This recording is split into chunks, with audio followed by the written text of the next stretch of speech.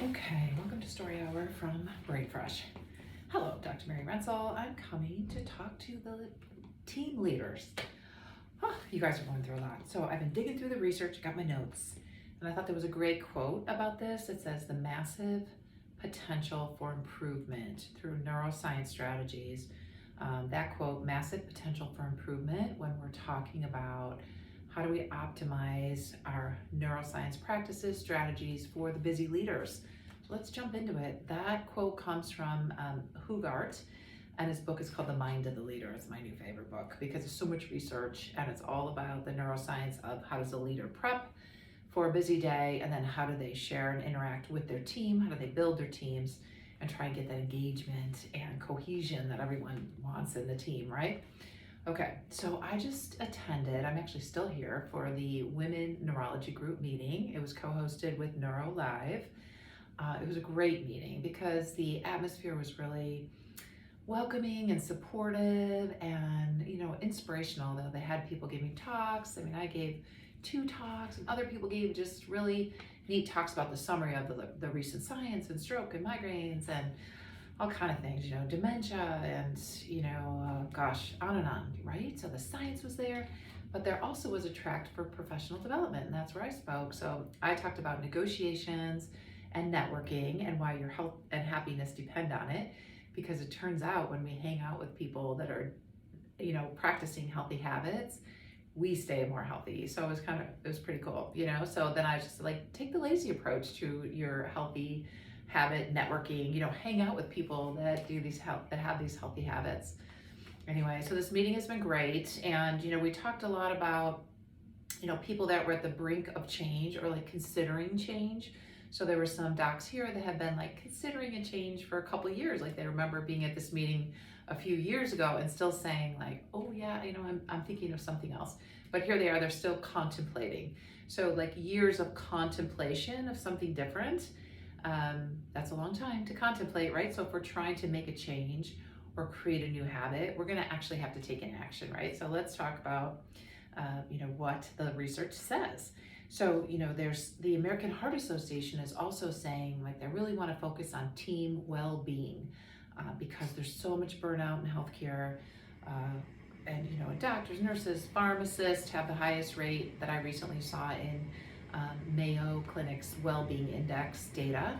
And neurologists, which is what I am, have the highest burnout rate in the latest data from Mayo. So it's very, very concerning. So the American Heart Association is really focusing on team well-being.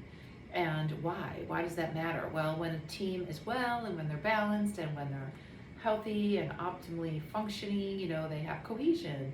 They contribute to the team. They're engaged. They stay and they work hard, right? And they have wonderful outcomes and they're meeting their goals and engagement, right? And so the question is why do people want to leave? What is that neuroscience message when we got to get out of here? That's that fight or flight response to usually something that is scary or makes us angry. And anger, I've learned, is a secondary emotion. So that means if I feel devalued or I don't agree with something that's going on or something that's crossing my values, then I can get angry about it. But there was another emotion first. So the first emotion might be sadness, might be disappointment. It might be again something crossing my boundaries. Then I'm angry. So anger is a secondary emotion. Anger, it's been clear to me that anger helps me see what's really important to me, and it gives me then energy to make a change. So a lot of times it is the anger over a situation that where people have the energy to do something different, like leave the job. So a lot of times, a lot of these docs at this meeting at WNG were talking about when they knew they were ready to go. They had just hit a wall. They were exhausted. They were either burned out.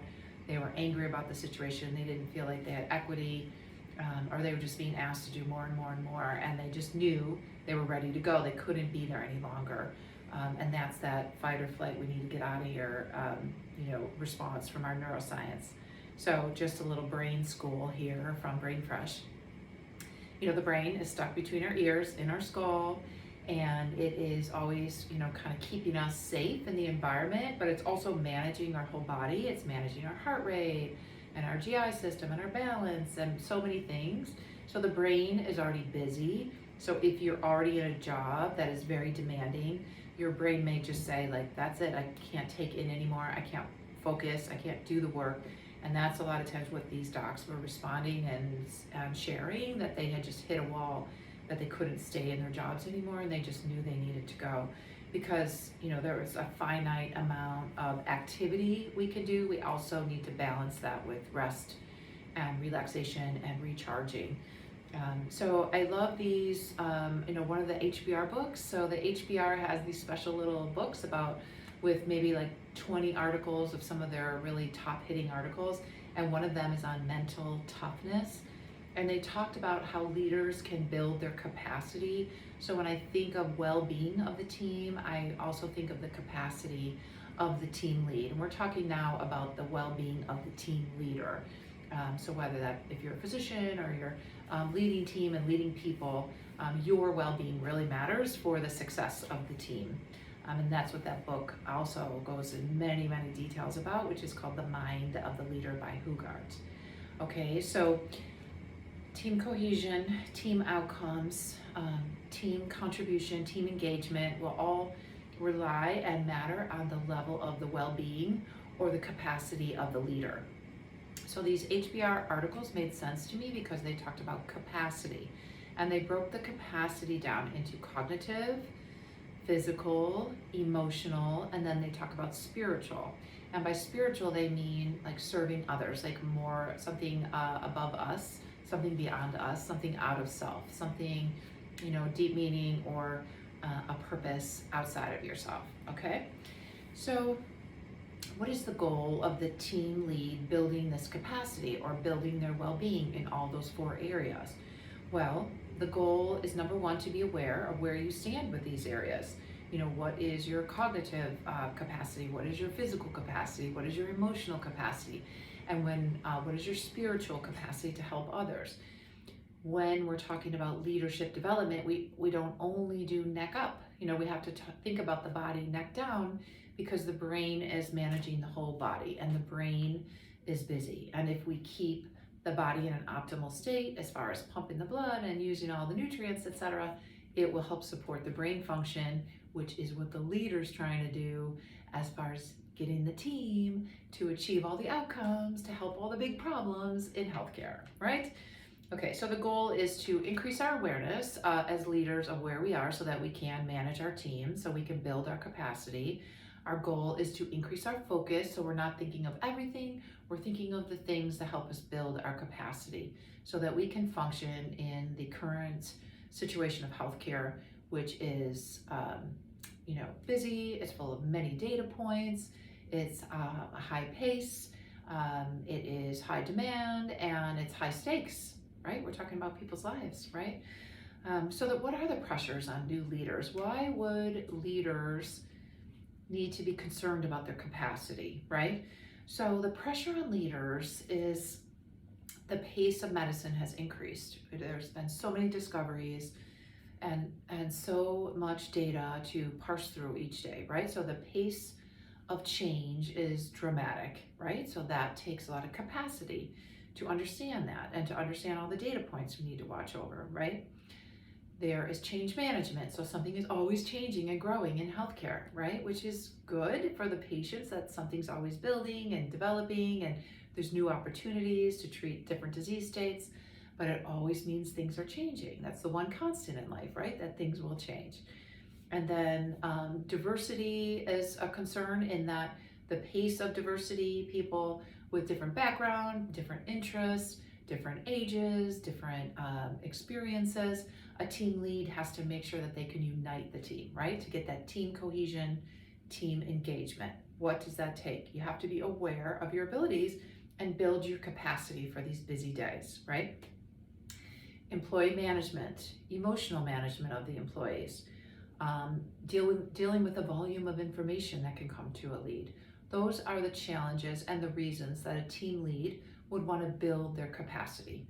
What capacity? Their cognitive capacity, physical capacity, emotional capacity, and spiritual capacity, which again means our ability to help and support others, right? So it's a lot to soak in. And the the American Hospital Association is determined to share more and more resources to help build the capacity of the team leads so that they can support the healthcare teams, right? And they're talking a lot about team well-being. And so that's what we're going to dive into this month in Brain Fresh. So watch these next videos over the next few weeks. The videos are released every weekend, so you can use them in your next week with your teams. So check in, subscribe, and like this video, please. And then, just put in the message what your current team challenge is in healthcare, where you are with your job satisfaction. What are you looking for? Do you want to get back in the driver's seat, or do you feel like you're just kind of following everyone else on the freeway, and you don't feel like you have a lot of control right now with your career management? Well, we are going to talk about ways to build capacity so we have the ability to kind of look at our situation and assess where we are in all these 4 things, right? So our capacity cognitively, physically, emotionally, and spiritually, okay? So back to the amazing meeting I just attended. I'm actually still here chilling. It was such a great experience. The Women in Neurology group, it happens to be a Facebook group of neurologists and trainees. 4,000 people are in the group, which is amazing. And it's a very supportive group, and people share concerns, career development, personal, case learnings, and bright spots on the Fridays, and then they have these events. So they have had 3 in-person, maybe one was virtual events. This was their 3rd event, and they partnered this time with Neurolive. And I was so honored to make new friends and meet new people. And I've met people who have started their private practice, and they just did it, and they just started even on the East Coast. I met a really cool doc, you know who you are, on the East Coast, who started her own practice and just did it. And she just knew she had to do it for her family, because she just really wanted to learn, how to manage her own practice and build it and put into her practice what was really important to her. And she's thriving. It's going great, which is amazing. And then there's other docs who have taken other new jobs. They've moved cross country. They've taken leadership roles. They've done consulting work. Some are doing locum work. So they're just trying to make things work for them, what is important to them at this season of their life, and also what's important to their families and their health. A lot of single moms that are just running the whole household and trying to make it all work. So it was very impressive. I met a ballroom dancing Dr. Mom, and someone else doing dragon boats, and just having a lot of fun and having finding really supportive groups of women to just share life with, right? And just to help each other thrive. So you got this, and all the team leads out there, we're gonna go over the next 4 weeks. Just like and subscribe to this video so that we can keep talking about how to build your capacity for your cognitive capacity, your physical capacity, emotional capacity, and spiritual capacity as a leader in healthcare. You got this, I believe in you, okay? And DM me with your questions. I'm glad to answer any questions you have.